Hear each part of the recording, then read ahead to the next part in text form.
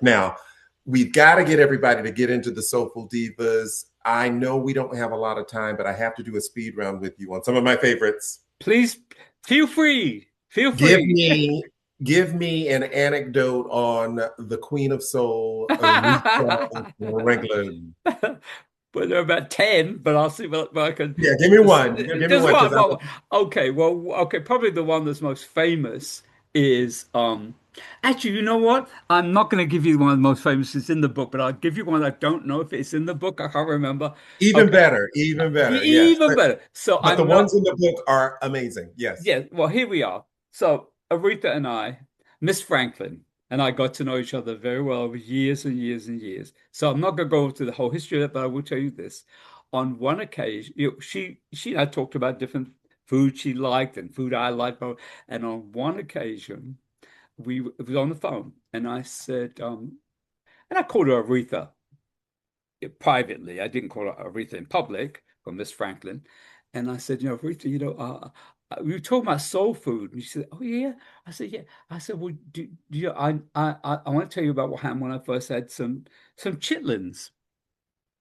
And Aretha at some point liked chitlins. I think at some point she stopped eating them. But anyway, she says, "Well, what?" I said, "Well, I was in New York, and I went to New York, and I was living in New York, and one of the people I got to know was someone who was a part of a group called the Exciters, and Brenda and Herb Rooney, and they invited me to their house, and Brenda had made some soul food. Now, at that time in 1975, I had never had proper American soul food. So I didn't even know I heard what it was, but I didn't know what it Yes. was. So Brenda stayed up all night to make the chitlins and blah, blah, blah. And I had no idea what they were, did not know what chitlins were. I just knew, I thought they were a vegetable. Nobody told me what they were. So there I'm eating the chitlins and yeah, and then I go back to the house a few months later and and I said, oh, Brenda, did you make some chitlins? Yeah. And I said, by the way, what are they? Oh, she said, you don't know what they're? I said, well, she said, they're pig's intestines. As I told Miss Franklin, when I recreated this story, I said, after that moment, a chitlin has never passed my lips. And Aretha Franklin hollered. She could not get over this. I She love it. thought it was hilarious that that was my introduction to chitlins. Yes. So that's the Aretha story. That's an amazing story, and I'm one of the few people in my world who will still eat chitlins.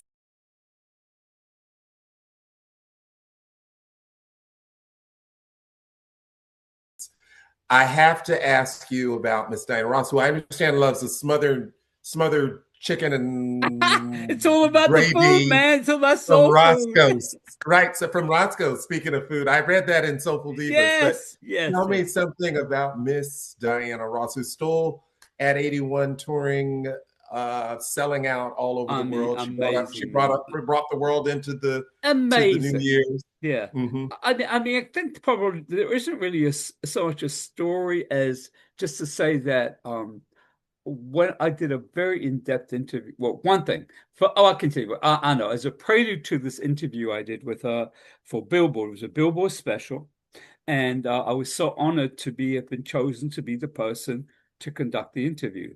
It And was amazing. That was the 30 year, yeah, right? correct, correct, Oh, correct. it Yeah, was wonderful. yeah, and and I knew enough about Miss Ross to know that she would not. She had vetted me, so to speak. She knew. Oh, she wanted to know who. She checked on who I was and what I'd already done. So here's what happens: they set it up. Say, well, please, we want you to call Miss Ross on this time at this date. She wants to go over some of the questions with you before you meet. Okay, fine. So I duly called the number. It was in Malibu, I remember. Oh, she was in Malibu. And of course, I said, may I speak with Miss Ross? And she said, you're speaking? I said, this is David Nathan. I'm calling you about Billboard interview. She said, yeah, I was expecting you. I said, okay. So we started talking. And I, of course, consistently referred to as Miss Ross because I didn't really know her. I think it was the way you would address someone who would. Well, look, you better. That Okay. caller, Miss Ross, tells you better. But here we go. But anyway, so she said, oh, she just called me Diana. And I was like, okay, because there was a certain kind of energy in the call, in the phone call. And obviously, I said she had done her homework about who I was and what I'd already done. And it was just, it was amazing. And then the follow-up was when we met. And I think probably one of the most precious parts of the interview, we spent about almost, I think, almost 2 hours together. One of the most precious parts of it, Patrick, was that um, I was asking about her early influences, and she said she remembered standing in either a bedroom or the living room with a hairbrush as a microphone, singing Etta James songs. And I was like, I couldn't, and I didn't want to be rude, but I said, Etta James? She said, oh yeah, I loved Etta James. And she remembered one of the songs. It was kind of the song was a bit controversial. It was called, I think it was called Roll With Me, Henry. And Yes, they had to change the name of it because it was a little bit for suggestive. yes, it had a little bit of double meaning to it. But I couldn't get over that Yeah, she was referring to Etta James, and then of course she had included Etta James in her TV special. She did Red Hot, was it Red Hot Rhythm and Red Blues? Hot Rhythm and Yeah. Blues. So I mean, it was just I found what I loved most about speaking with her was her focus. She was funny, she was intelligent, she was very clear in what she wanted to say. And but she was very, because I think about the story of Roscoe's and chicken and waffles and all. I mean, that was real.